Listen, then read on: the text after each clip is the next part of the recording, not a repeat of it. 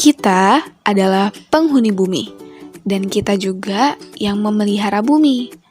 Di bumi ada berbagai macam perubahan, termasuk yang kita rasakan dan kita bisa lihat adalah perubahan cuaca dan juga perubahan iklim. Tapi sebenarnya apa sih perubahan iklim dan apa dampaknya untuk kehidupan kita di bumi? Di video kali ini, kalian akan menemukan jawabannya. Jadi, keep in watching! Kita semua pasti sudah tahu kan perbedaan antara cuaca dengan iklim. Dan jika kalian yang belum tahu, ini definisi keduanya. Baca sendiri ya. Singkatnya, cuaca itu dapat berubah dengan cepat. Iklim juga dapat berubah, tapi memerlukan waktu yang lebih lambat daripada cuaca. Dan mari kita kembali pada topik awal tadi. Jadi, perubahan iklim itu apa sih? Perubahan iklim adalah berubahnya kondisi fisik atmosfer bumi, antara lain suhu dan distribusi curah hujan yang membawa dampak luas terhadap berbagai sektor kehidupan manusia.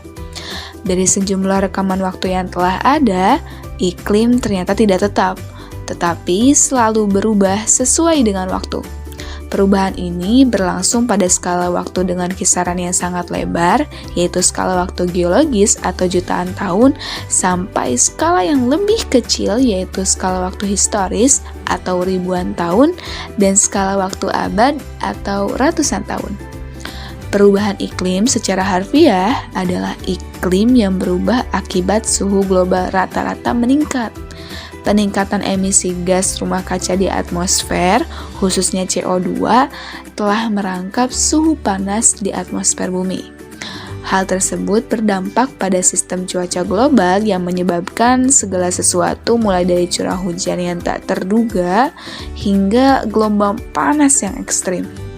Penyebab perubahan iklim ada dua, yaitu perubahan eksternal atau proses perubahan dari luar sistem, dan perubahan internal atau proses perubahan dari dalam sistem. Dan mari kita bahas satu persatu. Yang pertama adalah perubahan eksternal. Penyebab perubahan iklim yang termasuk ke dalam perubahan eksternal adalah akibat dari perubahan orbit bumi mengelilingi matahari. Teori Milankovitch atau teori astronomi inilah yang mengaitkan perubahan iklim dengan perubahan orbit. Ini cara yang dapat dijelaskan biar kalian tahu bahwa konfigurasi orbit bumi dapat mempengaruhi banyak radiasi yang diterima dan nantinya mempengaruhi iklim. Yaitu yang pertama adalah ragam eksentrisitas.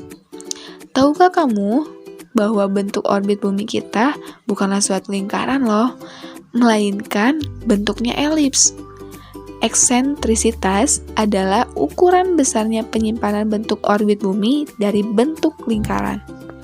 Bentuk bumi berfluktuasi bentuknya di antara bentuk mendekati lingkaran dan bentuk elips dengan periode 96.000 atau 100.000 tahun.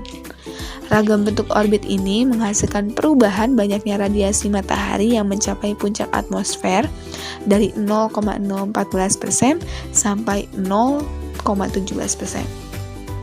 Dan yang kedua adalah precesi dari equinox. Equinox adalah waktu ketika matahari sedang berada di atas khatulistiwa. Equinox ini terjadi hanya 2 kali dalam setahun. Pada zaman sekarang terjadi di tanggal 21 Maret dan 23 September. Equinox ini mengalami perubahan secara periodik yang dinamakan precesi equinox, dan periodenya itu adalah 22.000 tahun. Dan yang terakhir, yang ketiga, ragam kemiringan sumbu bumi. Kemiringan sumbu bumi beragam dengan periode 40.000 tahun antara 21,8 derajat sampai 24,4 derajat.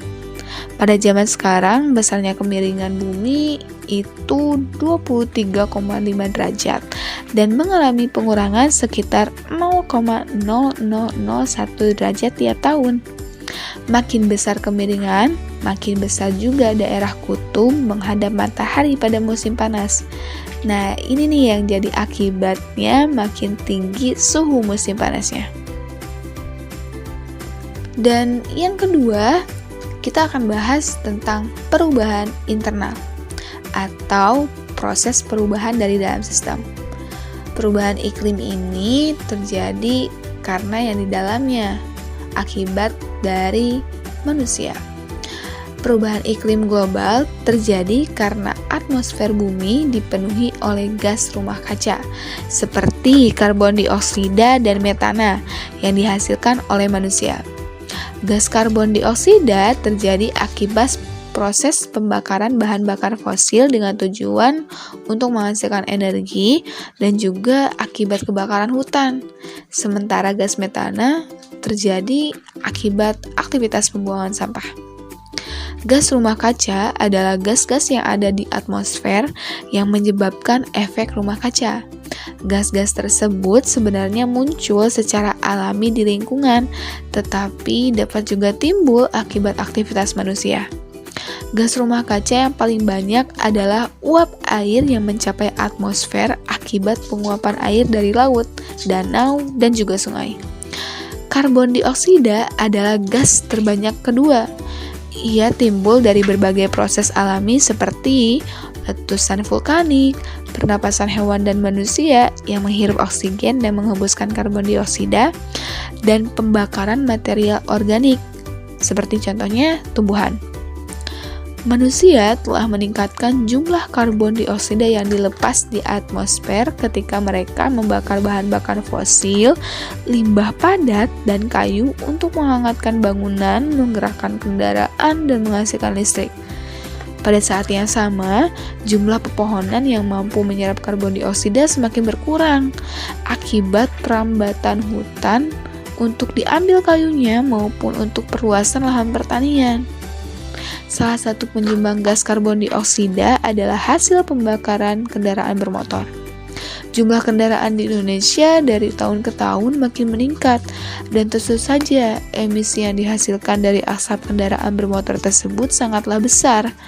Hal ini juga merupakan pemborosan penggunaan bahan bakar minyak. Faktor lain adalah berkurangnya lahan hijau. Semakin berkurangnya lahan hijau yang digunakan untuk pembangunan perumahan, gedung, dan pusat pembelanjaan atau mal.